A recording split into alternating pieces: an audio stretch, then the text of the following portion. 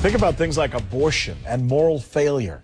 Yeah, not necessarily in that order, though. Just a couple of the topics that Rick Warren asked both Senators McCain and Obama to talk about during last night's civil forum. Well, here's what they said in their own words. My greatest moral failing, and I have been a very imperfect person, is the failure of my first marriage. It's my greatest moral failure.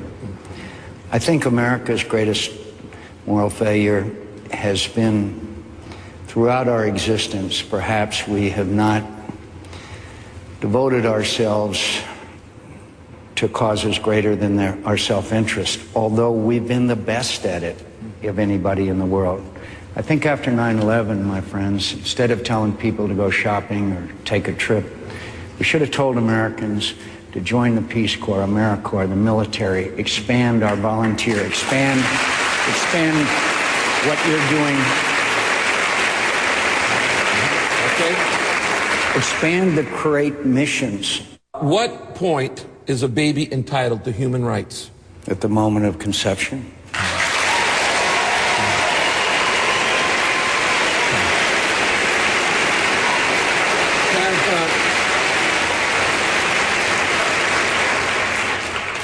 I have a 25-year pro-life record in the Congress, in the Senate, and as President of the United States, I will be a pro-life president, and this presidency will have pro-life policies.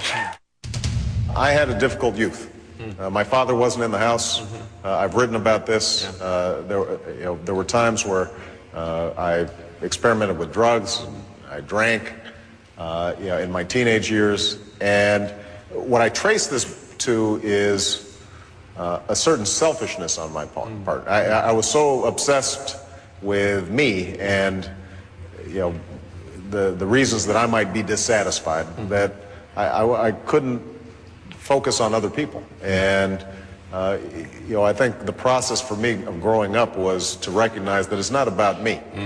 I am pro-choice. I believe in Roe versus Wade, and I come to that conclusion not because I'm pro-abortion, but because ultimately I don't think women make these decisions casually. I think they wrestle with these things in profound ways, in consultation with their pastors or their spouses or their doctors and their family members. And so for me, the goal right now should be, and this is where I think we can find common ground, and by the way, I've now inserted this into the Democratic Party platform, is how do we reduce the number of abortions? All right, there you have two of the responses on two of the questions, each allotted the same amount of time, by the way we divided that up. Pastor Rick Warren of the Saddleback Church and the author, of course, of The Purpose-Driven Life. Who hasn't read or heard of that book? Let me start you this way. Were you surprised, because I was just listening to Barack Obama there, were you surprised that he didn't respond the way Democrats have almost consistently responded in the past if they happen to have or share his position? They say something like, look, personally, I'm against abortion, but I'm not against a law that allows it. You asked him specifically, when does a baby get human rights? Yeah. He said, it's above my pay grade at some point. Were you taken aback by his nuanced response? No, actually, Rick, I think what we saw last night was two personalities exactly playing according to form. I see Barack Obama as kind of the thoughtful consensus builder. I see John McCain as the happy, straightforward warrior, and they both answered exactly according to casting, just the way they work. One of them tends to get right to the point. Barack is more nuanced. He's more, he thinks things through. You know, he's a constitutional attorney. And so it didn't surprise me at all. In fact, it was a good balance to show the difference. I heard somebody on our air today actually say the following statement. It seemed to me, he said, that Senator McCain was doing an interview with Wolf Blitzer, whereas Senator Obama was doing an interview with Oprah Winfrey. So two different styles, and I think you picked up on that. Hey, let me ask you about this. Last night I heard you say that McCain would be in a cone of silence. And then half hour into the event, I hear our guys here in our political desk announce that McCain has just arrived at the worship center. And I'm thinking, hey, if he just arrived at the worship center, he couldn't have been in the cone of silence, right? Yeah, well, that's true. He was in a cone of a Secret Service motorcade. That's exactly for sure. But you said, I'm going to quote you. I'm going to press you just a little bit on this. Yeah. Because I love this cone of silence thing, and I want to borrow it with my 4 kids at home, by the way. We flipped a coin, you said, and we have safely placed Senator McCain in a cone of silence. That's what you said. Did you think at the time that when you said that, did you think he was in the cone of, did you think he was in the building? Actually, yes, I did. There was actually a question I got to Senator Obama in advance that I didn't get to Senator McCain because he wasn't there.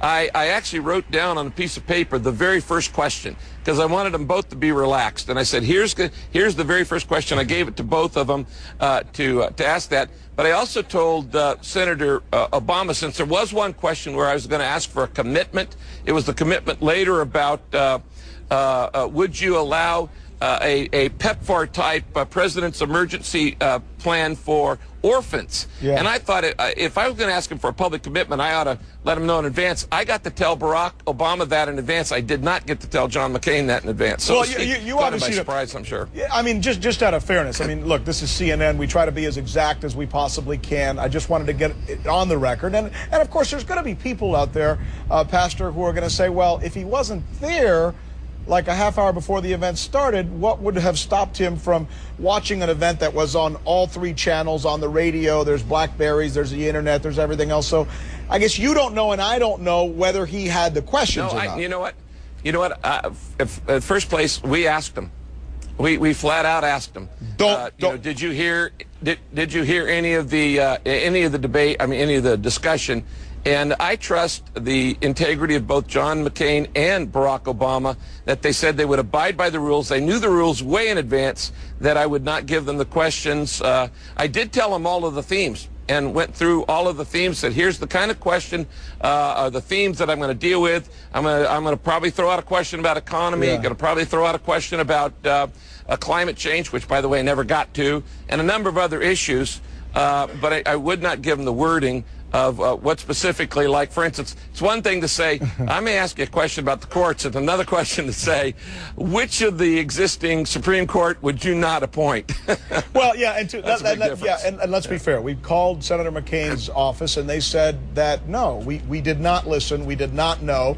So what you're saying is part of that, we're just going to have to go on the honor system, and we certainly respect that. Let's switch a little bit on the topics here. Going back to Barack Obama, did you expect him to say that he's against abortion personally, and were you surprised that he didn't say that? Well, again, I know both of these guys pretty well. I'm asking you this question as a pastor. I wasn't surprised by either of their answers. I figured that's what they were going to say. Well, here, let me try another one with you then. Because, you know, I'm looking at this now as somebody who was really enjoying the event, sitting in front of my television watching this. There was one... You know, the one thing I regret, Rick, is that I can't tell you how many times I wanted to ask a follow-up. Because I could have gone for 30 minutes on everyone. I know the pain of a journalist now, because they would say something, and I go, yeah, but what about... Yeah, but... And I wanted everything, every bone in my body wanted to ask, yeah, but... But I decided to go for breadth rather than depth, because I knew I wouldn't get a lot of questions asked if I did follow-ups. You know what you're doing now? You're feeling my pain. There's this producer who talks into this little thing right here, well, who's constantly telling, hurry up and don't go. Let me ask you this one. There was another point that I think, you know, I'm trying to pick up on things that I think will get more shelf life in the news. I think maybe that Barack Obama response on abortion may or may not get some shelf life. McCain had a response to you when you asked him what constituted a rich person, and he kind of threw out the term $5 million in income.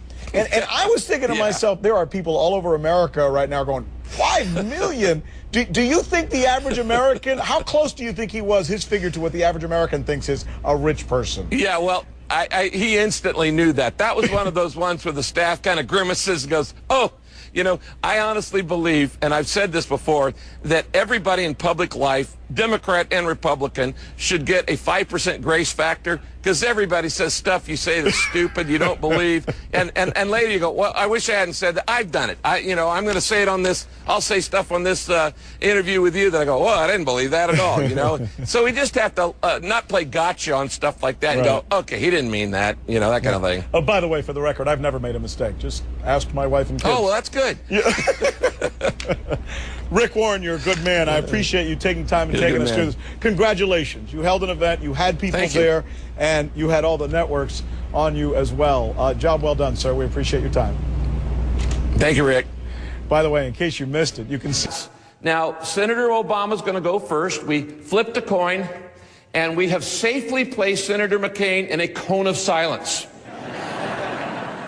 My first question was the cone of silence comfortable that you were in just now? I was trying to hear through the wall.